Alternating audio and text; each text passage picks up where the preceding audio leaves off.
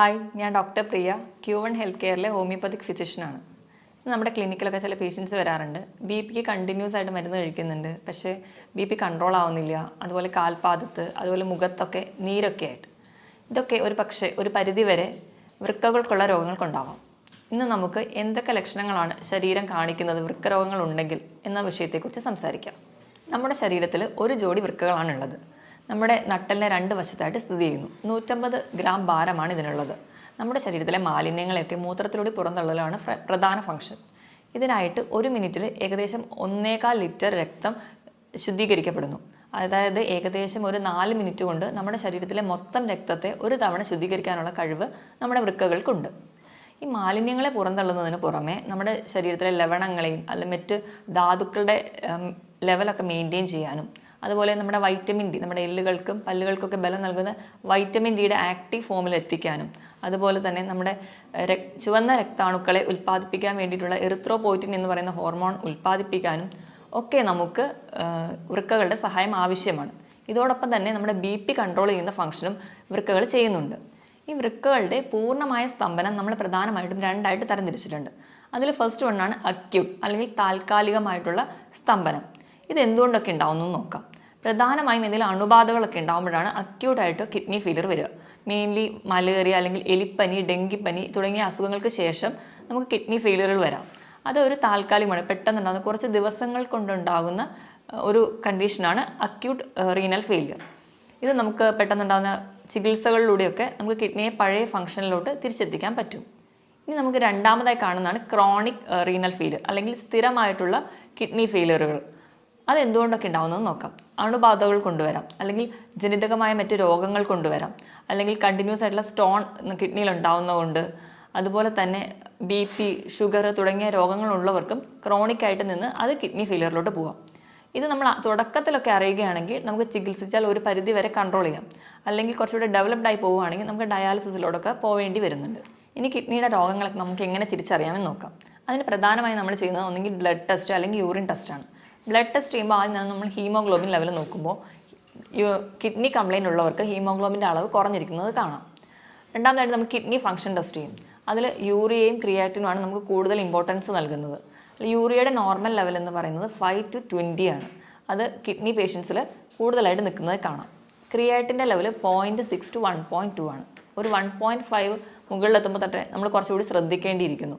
2 മുകളിൽ പോവുകയാണെങ്കിൽ, 2 മുകളിൽ പോവുകയാണെങ്കിൽ സ്ഥിതി കുറച്ച് ഗുരുതരമാണ്. അപ്പോൾ കിഡ്നിക്ക് എന്തോ കംപ്ലയിൻറ്റ്സ് ഉണ്ട്, സീരിയസ് ആയിട്ടുള്ള പ്രശ്നമുണ്ട്. അതുകൊണ്ട് നമുക്ക് വേഗം ഒരു ട്രീറ്റ്മെൻറ്റിലോട്ട് പോകേണ്ട ആവശ്യമുണ്ട്. കിഡ്നി ഫെയിലിയറിന് പ്രധാനമായും 3 കാരണങ്ങളാണ് പറയപ്പെടുന്നത്. ഒന്നാമത്തേത് ബി.പി കൺട്രോൾ ചെയ്യാൻ പറ്റാതെ പോകുന്നത്. രണ്ടാമത്തേത് ഡയബറ്റിസ് കൺട്രോൾ ചെയ്യാൻ പറ്റാതെ പോകുന്നത്. മൂന്നാമത്തേത് പാരമ്പര്യമായിട്ട് എന്തെങ്കിലും കിഡ്നി രോഗങ്ങളുള്ള കുടുംബങ്ങളിലുള്ളവർക്കും ഇത് കാണുന്നുണ്ട്. ഇനി നമ്മുടെ കിഡ്നിക്ക് എന്തെങ്കിലും രോഗങ്ങളൊക്കെ ബാധിച്ചിട്ടുണ്ടെങ്കിൽ, അല്ലെങ്കിൽ ക്രോണിക് കിഡ്നി ഫെയിലിയറിലോട്ടൊക്കെ പോകുമ്പോഴേക്കും നമ്മുടെ ശരീരം പല ലക്ഷണങ്ങൾ കാണിക്കും. ഇതെന്തൊക്കെയാണ് ഈ അടയാളങ്ങളെന്ന് നമുക്ക് നോക്കാം. ഇതിൽ ഒന്നാമത്തേതാണ് അമിതമായ ക്ഷീണം. അമിതമായ ക്ഷീണം എന്ന് പറയുമ്പോൾ തന്നെ തളർച്ച, അമിതമായ കിതപ്പ്, അതുപോലെ തന്നെ തലവേദന, തലകറക്കം, അതുപോലെ ഒന്നിലും കോൺസെൻട്രേറ്റ് ചെയ്യാൻ പറ്റാതെ വരുന്നൊരു കണ്ടീഷൻ. ഇതിന് പ്രധാന കാരണം നമ്മുടെ ശരീരത്തിൽ യൂറിയയുടെ അളവ് കൂടുതലായി നിൽക്കുന്നത് കൊണ്ടാണ്. ഇതോടൊപ്പം തന്നെ നമ്മുടെ രക്തത്തിൽ HBയുടെ അളവ് കുറയുന്നത് കൊണ്ട് നമുക്ക് വിളർച്ച ഉണ്ടാകുന്നതായും കാണാം. ഇനി രണ്ടാമത്തെ ലക്ഷണമാണ് ഉറക്കക്കുറവ്. നമുക്ക് നല്ല ക്ഷീണം ഉണ്ടെങ്കിലും നമുക്ക് ഒരു ഡീപ്പ് സ്ലീപ്പ് കിട്ടത്തില്ല, ഒരു മയക്കം മാത്രമേ ഉണ്ടാവുള്ളൂ. ഇപ്പോൾ ഉറങ്ങുകയാണെങ്കിൽ തന്നെ കൂർക്കം വലി ഉണ്ടാവുന്നതായി കാണാം. അതുപോലെ തന്നെ നമ്മുടെ അടുത്ത് കിടക്കുന്ന ആൾക്ക് നമ്മുടെ മൂക്കിൽ നിന്ന് വരുന്ന ശ്വാസത്തിന് ഒരു മൂത്രത്തിൻ്റെ ഗന്ധം അനുഭവപ്പെടുന്നതായി കാണാം. ഇതിന് കാരണവും നമ്മുടെ രക്തത്തിൽ യൂറിയയുടെ അളവ് കൂടുതലായി നിൽക്കുന്നത് കൊണ്ടാണ്. മൂന്നാമത് നമ്മുടെ ശരീരം കാണിക്കുന്ന ഒരു ലക്ഷണമാണ് സ്കിന്നിനുണ്ടാകുന്ന ചേഞ്ചസ്. സ്കിന്നിന് പ്രത്യേകിച്ച് ഒരു കോസൊന്നും ഇല്ലാതെ സ്കിന്നിന് ഭയങ്കരമായിട്ട് ചൊറിച്ചിൽ വരാം. പ്രധാനമായും നമ്മുടെ കാൽമുട്ടിൻ്റെ താഴെയുള്ള ഭാഗത്താണ് ചൊറിച്ചിൽ കാണാറ്. ഇപ്പോൾ ഡയബറ്റീസും കൂടെയുള്ള കിഡ്നി പേഷ്യൻസിനാണെങ്കിൽ ഇതിൽ കാലിൻ്റെ ആ ഭാഗത്ത് കറുത്ത നിറം കൂടി കാണാം. ഇതിന് കാരണം മൂത്രത്തിലൂടെ നമ്മുടെ പോയിസണസ് ആയിട്ടുള്ള സബ്സ്റ്റൻസ് ഒന്നും പുറന്തള്ളാതെ അത് നമ്മുടെ രക്തത്തിലായി തന്നെ നിൽക്കുന്നത് കൊണ്ടാണ് ഇങ്ങനെ ചൊറിച്ചിലും അതുപോലെ ഈ കറുത്ത നിറമൊക്കെ കാണുന്നത്. നാലാമതായി ശരീരം കാണിക്കുന്ന ഒരു ലക്ഷണമാണ് ഇടയ്ക്കിടയ്ക്ക് മൂത്രം ഒഴിക്കാനുള്ള ഒരു ടെൻഡൻസി. പക്ഷേ നമുക്ക് മൂത്രം ഒഴിക്കാനൊക്കെ പോയി ഇരുന്നാലും മൂത്രം പോകത്തില്ല. ആ ഒരു ടെൻഡൻസി മാത്രമേ കാണിക്കുള്ളൂ. ഇത് കൂടുതലായും കാണുന്നത് രാത്രി സമയത്താണ്. അഞ്ചാമതായി കാണുന്ന ഒരു ഫീച്ചറാണ് മൂത്രത്തിൽ കലക്കലായിട്ട് കാണുന്നത്. അതായത് നമ്മുടെ മൂത്രത്തിൽ ബ്ലഡ് കൂടി മിക്സ് ചെയ്തിട്ട് പോകും. ചിലപ്പോൾ മൂത്രം ഒഴിക്കുന്നതിൻ്റെ തുടക്കത്തിൽ കുറച്ച് ബ്ലഡ് പോകും, അത് കഴിഞ്ഞിട്ടായിരിക്കും മൂത്രം പോകുന്നത്. അല്ലെങ്കിൽ ഒരു കലങ്ങിയ സ്റ്റേറ്റിലായിരിക്കും കാണുക. നമ്മൾ ചെളി വെള്ളത്തിൽ കുഴച്ച പോലെ ഒരു കലങ്ങിയ അവസ്ഥയിൽ ആണ് യൂറിൻ പോവാറ്. നമ്മൾ എത്ര വെള്ളം കുടിച്ചാലും ഇതൊരു കലക്കലായി തന്നെ തുടരുന്നെങ്കിൽ അതെന്തെങ്കിലും ഒരു കിഡ്നി ഡിസീസ് ഉള്ളവരിലാണ് കൂടുതലായും കാണുന്നത്. ആറാമതായി കാണുന്ന ഒരു ഫീച്ചറാണ് മൂത്രത്തിൽ പതയായിട്ട് കാണുന്നത്. അത് നമ്മുടെ മുട്ടയുടെ വെള്ളയൊക്കെ എടുത്ത് അടിച്ച് പതപ്പിച്ച് കഴിഞ്ഞാൽ നമ്മുടെ പാത്രത്തിൻ്റെ സൈഡിൽ ഇങ്ങനെ കുമിള പോലെ പറ്റി പിടിച്ചിരിക്കുന്നില്ലേ, ആ ഒരു സ്റ്റേറ്റിൽ നമ്മുടെ മൂത്രം പോകുമ്പോൾ കാണാൻ പറ്റും. അതുപോലെ കുമിളകളൊന്നും പൊട്ടാതെ പതയായിട്ട് തന്നെ നിൽക്കുന്നുണ്ടെങ്കിൽ അതും ഒരു കിഡ്നി ഡിസീസിനുള്ള ഒരു അടയാളമായിട്ട് കാണുന്നു. ഇനി ഏഴാമതായി ശരീരം കാണിക്കുന്ന ഒരു ലക്ഷണമാണ് കണ്ണിന് ചുറ്റുമുള്ള തടിപ്പ്, അല്ലെങ്കിൽ നമ്മൾ അതിനെ പഫിനെസ് എന്ന് പറയും. ഇതിന് പ്രധാന കാരണം എന്ന് വെച്ച് കഴിഞ്ഞാൽ നമ്മുടെ ശരീരത്തിന് ആവശ്യമായിട്ടുള്ള പ്രോട്ടീനുകൾ കിഡ്നി വഴി പുറന്തള്ളുകയും അതിന് പകരം പോയിസണസ് ആയിട്ടുള്ള സബ്സ്റ്റൻസ് രക്തത്തിൽ അടിയുന്നതും കൊണ്ടാണ്. നമ്മൾ കിഡ്നി വഴി നമ്മുടെ ശരീരത്തിന് ആവശ്യമുള്ള പ്രോട്ടീൻ പോകുന്നതിനോടൊപ്പം തന്നെ നമ്മുടെ മസിലുകളിലുള്ള പ്രോട്ടീനും അവ പുറന്തള്ളുന്നു. അപ്പോൾ നമ്മുടെ മസിൽസൊക്കെ കുറച്ചുകൂടെ വീക്കാവും. അതുപോലെ കിഡ്നി പേഷ്യൻസൊക്കെ ഇങ്ങനെ മെലിഞ്ഞ് വരുന്നതായിട്ട് നമുക്ക് കാണാം. ഇനി എട്ടാമതായിട്ട് ശരീരം കാണിക്കുന്ന ഒരു ഫീച്ചറാണ് കാൽപാദത്തിലൊക്കെ നീരുണ്ടാവുന്നത്. ഇതിന് പ്രധാന കാരണം എന്ന് വെച്ചിട്ടുണ്ടെങ്കിൽ നമ്മുടെ കിഡ്നിയുടെ എന്തെങ്കിലും ഡിസീസസ് വന്ന് കിഡ്നി ഫെയിലിയർ ആയിട്ടുണ്ടെങ്കിൽ നമ്മൾ വേണ്ടത്ര രീതിയിൽ ബ്ലഡൊക്കെ ഒന്നും പ്യൂരിഫൈ ചെയ്യാതെ പോകും. അപ്പോൾ ഈ ഫ്ലൂയിഡ് എല്ലാം കൂടി റിട്ടെയിൻ ചെയ്യുന്നതുകൊണ്ട്, ഫ്ലൂയിഡ് ഇങ്ങനെ കെട്ടിക്കിടക്കുന്നതുകൊണ്ടാണ് കാൽപാദത്തിന് നീര് വരിക. പല കാരണങ്ങൾ കൊണ്ട് നമുക്ക് കാലിലൊക്കെ നീര് വരാം. ചില സന്ധിവാതങ്ങൾ കൊണ്ടുവരാം, അല്ലെങ്കിൽ യൂറിക് ആസിഡിൻ്റെ പ്രശ്നം കൊണ്ടൊക്കെ വരാം. പക്ഷേ ഈ നീരും നമ്മുടെ കിഡ്നി ഡിസീസിനുള്ള നീരും രണ്ടും രണ്ടായിരിക്കും. നമ്മൾ ചിലപ്പോൾ കാല് തൂക്കിയിടുമ്പോഴേക്കും ഈ കിഡ്നി ഡിസീസ് ഉള്ളവർക്ക് നീര് പെട്ടെന്ന് വരുന്നത് കാണാം. അതുപോലെ തന്നെ നമ്മൾ കാല് പൊക്കി വെച്ചതുകൊണ്ട് ഈ നീര് പെട്ടെന്ന് കുറയുന്നതായിട്ട് കാണാൻ പറ്റില്ല.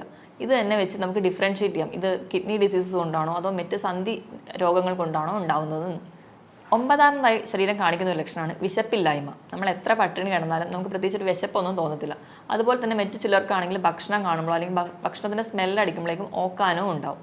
ഇതിന് കാരണവും നമുക്ക് ശരീരത്തിലെ യൂറിയയുടെ അളവ് കൂടുമ്പോൾ അത് കിഡ്നിക്ക് മുകളിൽ കരളിനെയും ബാധിക്കുന്നു. അതുവഴിയാണ് നമുക്ക് വിശപ്പില്ലായ്മ ഉണ്ടാവാനുള്ള ഒരു കാരണം. ഇനി അവസാനത്തെ ലക്ഷണമാണ് മസിൽ ക്രാംസ്, അല്ലെങ്കിൽ മസിൽസിൻ്റെ കോച്ചിപ്പിടുത്തം. ഇതിന് കാരണം നമ്മുടെ കിഡ്നി വഴി കാൽസ്യത്തിന് കൂടുതലായിട്ട് പുറന്തള്ളുകയും അതുപോലെ പൊട്ടാസ്യം രക്തത്തിൽ കൂടുന്നതും കൊണ്ടാണ് നമുക്ക് കോച്ചിപ്പിടുത്തമൊക്കെ ഉണ്ടാവുന്നത്. ഈ മുകളിൽ പറഞ്ഞ 10 ലക്ഷണങ്ങളിൽ 3 മുതൽ 4 ലക്ഷണങ്ങൾ തുടർച്ചയായിട്ട് ഒരു രോഗിയിൽ തന്നെ കാണുന്നുണ്ടെങ്കിൽ നമ്മളത് ശ്രദ്ധിക്കേണ്ടതാണ്. എത്രയും പെട്ടെന്ന് ഒരു ഡോക്ടറെ കാണിക്കേണ്ടതാണ്. അപ്പോൾ തന്നെ നമ്മൾ യൂറിനും അതുപോലെ ബ്ലഡൊക്കെ ടെസ്റ്റ് ചെയ്ത് കിഡ്നി ഡിസീസ് ഇല്ല എന്ന് ഉറപ്പ് വരുത്തേണ്ടതാണ്. ഇനിയിപ്പോൾ BP അല്ലെങ്കിൽ ഷുഗറോ ഒക്കെയുള്ള രോഗികൾ, അല്ലെങ്കിൽ പാരമ്പര്യമായിട്ട് ഇങ്ങനത്തെ കിഡ്നി ഡിസീസ് ഉള്ളവരാണെങ്കിൽ ഇതിലൊരു 2 ലക്ഷണങ്ങൾ കുറച്ച് കാലമായിട്ട് നിൽക്കുന്നുണ്ടെങ്കിൽ എത്രയും പെട്ടെന്ന് ഒരു ഫിസിഷ്യനെ കാണേണ്ടതാണ്. ഇനി ഈ മുകളിൽ പറഞ്ഞ 10 ലക്ഷണങ്ങൾ ഏതെങ്കിലുമൊക്കെ നമ്മുടെ ശരീരം കാണിക്കാൻ തുടങ്ങിക്കഴിഞ്ഞാൽ നമ്മൾ കിഡ്നിക്ക് വേണ്ടത്ര ശ്രദ്ധ നൽകണം എന്നാണ് അർത്ഥം.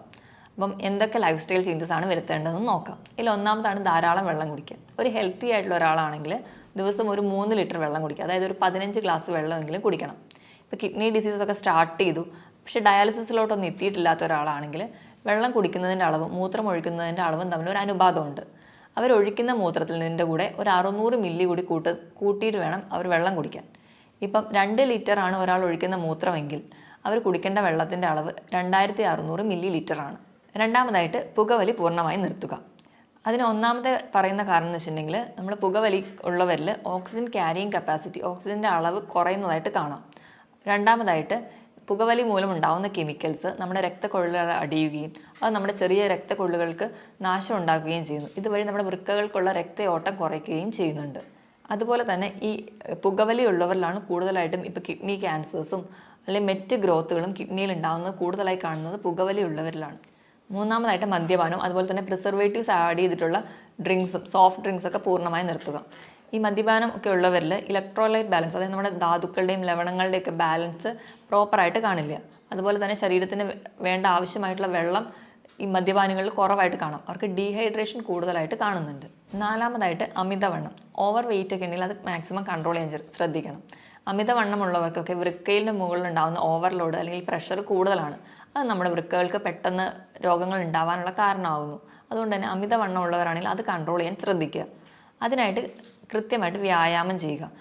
ആഴ്ചയിൽ 5 ദിവസമെങ്കിലും കഴിയുന്നൊരു 45 മിനിറ്റ് മുതൽ 1 മണിക്കൂർ വരെ ചെറിയ തോതിലുള്ള വ്യായാമങ്ങൾ, രാവിലെ എണീറ്റ് നിരപ്പായ സ്ഥലത്തൂടെ നടക്കുക, അതായത് പറ്റുന്ന രീതിയിലുള്ള എക്സസൈസുകളൊക്കെ ചെയ്യുക. ഇത് നമ്മുടെ ശരീരം കുറച്ചുകൂടി ഹെൽത്തി ആയിട്ട് നിൽക്കും. അതുപോലെ തന്നെ വണ്ണം കുറയ്ക്കാം, BPയും ഷുഗറും ഒക്കെ കൺട്രോൾ ചെയ്യാൻ പറ്റും. അതുപോലെ തന്നെ എല്ലാ ഭാഗത്തേക്കുള്ള ബ്ലഡ് സപ്ലൈ പ്രോപ്പറായിട്ട് നടത്താനും വ്യായാമത്തിന് സഹായിക്കും. ഇനി ആറാമതായിട്ട് നമുക്ക് ചെയ്യാൻ പറ്റുന്നൊരു കാര്യമാണ്, നമുക്ക് BP ഉണ്ടെങ്കിൽ, അത് രക്തസമ്മർദ്ദമോ അതുപോലെ ഷുഗറൊക്കെ ഉള്ളവരാണെങ്കിൽ അത് കൺട്രോൾ ചെയ്യാൻ ശ്രദ്ധിക്കുക. നമ്മുടെ ഭക്ഷണത്തിലൂടെയും കൺട്രോൾ ചെയ്യുക. എന്തെങ്കിലും മെഡിസിൻസ് ഒക്കെ എടുക്കുകയാണെങ്കിൽ കൃത്യസമയത്ത് തന്നെ മെഡിസിൻ കഴിക്കാൻ വേണ്ടി ശ്രദ്ധിക്കുക. അതുവഴി നമുക്കൊരു പരിധി വരെ കിഡ്നി ഡിസീസിലോടൊന്നും എത്താതെ നമ്മുടെ ശരീരത്തിനെ പ്രൊട്ടക്റ്റ് ചെയ്യാൻ പറ്റും. അടുത്തതായിട്ട് ചിലരൊക്കെ ആണെങ്കിൽ നമുക്ക് ചെറിയ വേദനകളോ ഒക്കെ വരുമ്പോൾ തന്നെ ഡോക്ടറെ ഒന്നും കാണാതെ സ്വന്തമായിട്ട് മെഡിസിൻസ്, അതായത് പെയിൻ കില്ലേഴ്സൊക്കെ കഴിക്കുന്നവരിൽ കിഡ്നി ഡിസീസസ് കൂടുതലായി കാണുന്നുണ്ട്. അതുകൊണ്ട് തന്നെ നമ്മൾ മാക്സിമം സ്വന്തം ചികിത്സിക്കാതെ ഒരു ഡോക്ടറെ എപ്പോഴും കൺസൾട്ട് ചെയ്യാൻ ശ്രദ്ധിക്കുക. ഇനി ലാസ്റ്റായിട്ട് നമുക്ക് ഫുഡിൽ എന്തൊക്കെ ചേഞ്ചസ് വരുത്തണം നോക്കാം. നമ്മൾ നോർമലി ഹെൽത്തി ആയിരിക്കുമ്പോൾ കഴിക്കുന്ന ഒരു ഫുഡിൽ 4/1 ഭാഗം മാത്രമേ നമുക്കിപ്പോൾ ഒരു കിഡ്നി ഡിസീസ് ഉണ്ടെങ്കിൽ കഴിക്കാൻ പാടുള്ളൂ. അതുപോലെ തന്നെ നമുക്ക് പ്രോട്ടീൻ, നോർമലി ഹെൽത്തി ആയിട്ടുള്ള ഒരാളാണെങ്കിൽ 1 കിലോ ആണ് നമ്മുടെ ബോഡി വെയിറ്റ് എങ്കിൽ അതിനനുസരിച്ച് 1 ഗ്രാം പ്രോട്ടീനാണ് കഴിക്കേണ്ടത്. അതായത് 80 കിലോ ഉള്ള ഒരാളാണെങ്കിൽ ഒരു ദിവസം 80 ഗ്രാം പ്രോട്ടീൻ കഴിക്കണം എന്നാണ് നോർമലി പറയാറ്. പക്ഷേ ഒരു കിഡ്നി പേഷ്യൻസ് ആണെങ്കിൽ 1 കിലോ ബോഡി വെയ്റ്റിന് 0.8 ഗ്രാം മാത്രമേ പ്രോട്ടീൻ കഴിക്കാവൂ. അതായത് ഒരു 70 കിലോ ഉള്ള ഒരാളാണെങ്കിൽ 40 ഗ്രാം പ്രോട്ടീൻ മാത്രമേ ഒരു ദിവസം കഴിക്കാൻ പാടുള്ളൂ. പ്രോട്ടീൻ കഴിക്കുമ്പോൾ തന്നെ നമ്മൾ റെഡ് മീറ്റ് പൂർണ്ണമായും ഒഴിവാക്കുക. റെഡ് മീറ്റ് എന്ന് പറയുമ്പം പോത്തിറച്ചി, താറാവിറച്ചി ഇതൊക്കെ പൂർണ്ണമായും ഒഴിവാക്കുക. അതിന് പകരം വെജിറ്റബിൾ പ്രോട്ടീൻസ് കൂടുതലായി കഴിക്കുക. വെജിറ്റബിൾ പ്രോട്ടീൻസിൽ വരുന്നതാണ് പനീർ, കൂണ്, പയർ, കടല, പരിപ്പ് തുടങ്ങിയ ധാന്യങ്ങളും. രണ്ടാമതായിട്ട് നമ്മൾ കൊഴുപ്പ് കഴിക്കേണ്ട അളവാണെങ്കിൽ, കൊഴുപ്പെന്ന് പറയുമ്പോൾ നമ്മുടെ ഫാറ്റ്, അത് നമുക്ക് പല രീതിയിൽ കിട്ടും. നമുക്ക് മുട്ടയുടെ മഞ്ഞയിൽ നിന്ന് കിട്ടാം, മീൻ കഴിക്കുന്ന വഴി കിട്ടാം, നമ്മൾ ഉപയോഗിക്കുന്ന എണ്ണ, നെയ്യ് ഇതിൽ നിന്നൊക്കെ നമുക്ക് കൊഴുപ്പ് കിട്ടും. ഒരു ദിവസം ഒരു ഹെൽത്തി ആയിട്ടുള്ള ഒരാളാണെങ്കിൽ ഒരു 50 ഗ്രാം മാത്രമേ കൊഴുപ്പ് കഴിക്കാൻ പാടുള്ളൂ. പക്ഷേ ഒരു കിഡ്നി ഡിസീസ് ഉള്ള ഒരാളാണെങ്കിൽ അതിൻ്റെ പകുതി മാത്രമേ ഒരു ദിവസം കൺസീവ് ചെയ്യാൻ പാടുള്ളൂ. ഇനി ലാസ്റ്റായിട്ട് ലവണങ്ങൾ എന്ന് പറയുമ്പോൾ സോഡിയം ഉണ്ട്, പൊട്ടാസ്യം, കാൽസ്യം, ഫോസ്ഫറസ് ഒക്കെ ഉണ്ട്. ഇതിൻ്റെ ലെവൽ എങ്ങനെ മെയിൻറ്റെയിൻ ചെയ്യാം? കൂടുതലായിട്ടും ഈ ലവണങ്ങളൊക്കെ ഉള്ളത് നമ്മുടെ പച്ചക്കറികളിലാണ്. അപ്പോൾ നമ്മൾ പച്ചക്കറികളൊക്കെ കഴിക്കുമ്പോൾ അതാദ്യം വേവിച്ച് അതിൻ്റെ വെള്ളം ഊറ്റി കളഞ്ഞിട്ട് വേണം കഴിക്കാൻ. ഈ ഒരു പ്രോസസ്സിന് നമ്മൾ ലീച്ചിങ് എന്നാണ് പറയുക. ഇപ്പോൾ ഇലക്കറികളിലാണെങ്കിൽ കോളിഫ്ലവർ, ബ്രക്കോളി, ക്യാബേജ് ഇതൊക്കെ വൈറ്റമിൻ സി നിറഞ്ഞതുമാണ്. അതുപോലെ തന്നെ നമ്മുടെ കിഡ്നി ഡിസീസൊക്കെ പ്രിവെൻറ്റ് ചെയ്യാൻ വളരെ നല്ലതാണ്. പക്ഷേ ഇതൊക്കെ കഴിക്കുന്നതിനോടൊപ്പം തന്നെ ഇത് വേവിച്ച് ഇതിൻ്റെ വെള്ളം ഊറ്റി കളഞ്ഞിട്ട് വേണം കഴിക്കാനെന്ന് ശ്രദ്ധിക്കുക. പൊതുവേ എല്ലാ രോഗങ്ങൾക്കും നമ്മൾ ഫ്രൂട്ട്സും വെജിറ്റബിൾസും ആണ് കൂടുതലായിട്ട് കഴിക്കാൻ പറയുക. ഇപ്പം നമ്മൾ ഫ്രൂട്ട്സ് കഴിക്കുകയാണെങ്കിലും ഒരു പരിധിയിൽ കൂടുതൽ കഴിക്കരുത്. കാരണം ഫ്രൂട്ട്സിലൊക്കെ കൂടുതലും പൊട്ടാസ്യമാണ് അടങ്ങിയിരിക്കുന്നത്. അപ്പോൾ പൊട്ടാസ്യം കൂടുതൽ ചെന്നിട്ടുണ്ടെങ്കിൽ അത് കിഡ്നി ഡിസീസിന് കൂടുതൽ ബുദ്ധിമുട്ടുണ്ടാക്കുകയേ ഉള്ളൂ. അപ്പോൾ പൊട്ടാസ്യം കുറഞ്ഞുള്ള ഫ്രൂട്ട്സാണ് ആപ്പിൾ, പൈനാപ്പിൾ, അതുപോലെ തന്നെ ബെറി. ഇതിലൊക്കെ പൊട്ടാസ്യം വളരെ കുറവാണ്. ഇതൊക്കെ കൂടുതലായിട്ടും കഴിക്കാൻ വേണ്ടി ശ്രദ്ധിക്കുക. അതുപോലെ പേരയ്ക്ക പൊട്ടാസ്യം കുറഞ്ഞൊരു ഫ്രൂട്ടാണ്. ഇനി പൊട്ടാസ്യം കുറച്ച് കൂടുതലായിട്ട് നിൽക്കുന്ന ഫ്രൂട്ട്സുകളാണ് മാതളം, അതുപോലെ ഓറഞ്ച്, ഏത്തപ്പഴം, അതുപോലെ കരിക്കിലും പൊട്ടാസ്യം കൂടുതലായിട്ട് നിൽക്കുന്നുണ്ട്. കരിക്കൊക്കെ കിഡ്നി പേഷ്യൻസ് സ്ഥിരമായിട്ട് ഉപയോഗിക്കാതിരിക്കുന്നതാണ് നല്ലത്. ഇനിയിപ്പോൾ നമ്മൾ ഏത്തപ്പഴമൊക്കെ കഴിക്കുകയാണെങ്കിൽ അത് പുഴുങ്ങി കഴിക്കുമ്പോൾ പൊട്ടാസ്യം ഒരുപാട് വെള്ളത്തിലൂടെ നഷ്ടപ്പെടുന്നുണ്ട്. അപ്പോൾ കുറച്ചും കൂടി കിഡ്നി ഡിസീസ് ഉള്ളവർ ഏത്തപ്പഴമൊക്കെ പുഴുങ്ങി കഴിക്കുന്നതാണ് കുറച്ച് കൂടുതൽ ബെറ്റർ. ഇനി ഉപ്പിൻ്റെ അളവ് പറയുകയാണെങ്കിൽ കിഡ്നി പേഷ്യൻസൊക്കെ ഉണ്ടെങ്കിൽ ഒരു 4 ഗ്രാമിൽ കുറവ് ഉപ്പ് മാത്രമേ ഒരു ദിവസം ഉപയോഗിക്കാൻ പാടുള്ളൂ. ഇപ്പം നമ്മുടെ വീട്ടിലൊക്കെ ആരെങ്കിലും കിഡ്നി പേഷ്യൻസൊക്കെ ഉണ്ടെങ്കിൽ നമ്മൾ ഭക്ഷണം പാചകം ചെയ്യുമ്പോൾ എപ്പോഴും ഉപ്പിടാതെ പാചകം ചെയ്യുക. എന്നിട്ട് അവർക്ക് വേണ്ടിയിട്ടുള്ള ഒരു പോർഷൻ മാറ്റി വെച്ച് അതിൽ വളരെ കുറച്ച് ഉപ്പ് മാത്രം ചേർക്കുക. എങ്കിൽ മാത്രമേ നമുക്ക് ആ ഉപ്പിൻ്റെ ലെവൽ മെയിൻറ്റെയിൻ ചെയ്യാൻ പറ്റുള്ളൂ. നമുക്കറിയാം നമ്മൾ സയൻസും അല്ലെങ്കിൽ മെത്തേഡ്സൊക്കെ ഇത്രയും ഡെവലപ്ഡ് ആയിട്ട് നിൽക്കുന്ന ഒരു സ്റ്റേജിലാണെങ്കിൽ പോലും കിഡ്നിയെ പോലെ തന്നെ ഏറ്റവും ചെറിയ മൈന്യൂട്ടായിട്ടുള്ള മാലിന്യങ്ങൾ പോലും പുറന്തള്ളാൻ പറ്റുന്ന ഒരു മെക്കാനിസം അല്ലെങ്കിൽ ഒരു മെഷീനും ഇന്ന് വരെ കണ്ടുപിടിക്കാൻ പറ്റിയിട്ടില്ല. ഇപ്പോൾ ഡയാലിസിസ് മെഷീൻസും ഒക്കെ ഉണ്ടെങ്കിലും അതും ഒരു കിഡ്നി ഫംഗ്ഷൻ ചെയ്യുന്ന പോലെ നമുക്ക് ഫംഗ്ഷൻ ചെയ്യാൻ പറ്റത്തില്ല. അപ്പോൾ മുകളിൽ പറഞ്ഞ പോലെ കൃത്യമായിട്ട് ഡയറ്റും അല്ലെങ്കിൽ കൃത്യമായിട്ട് തന്നെ നമ്മളെ ജീവിതശൈലികളിലൊക്കെ മാറ്റം വരുത്തിയാലും അല്ലെങ്കിൽ കൃത്യമായി വ്യായാമം ചെയ്യുന്നത് വഴി ഒരു പരിധി വരെയൊക്കെ നമുക്ക് കിഡ്നി ഡിസീസസ് കൺട്രോൾ ചെയ്യാൻ പറ്റും. ഇതിനോടൊപ്പം തന്നെ കിഡ്നി രോഗങ്ങൾക്കുള്ള ഫലപ്രദമായ ചികിത്സയും ഹോമിയോപ്പതിയിലൂടെ ലഭ്യമാണ്. ഇനി മറ്റൊരു ഹെൽത്ത്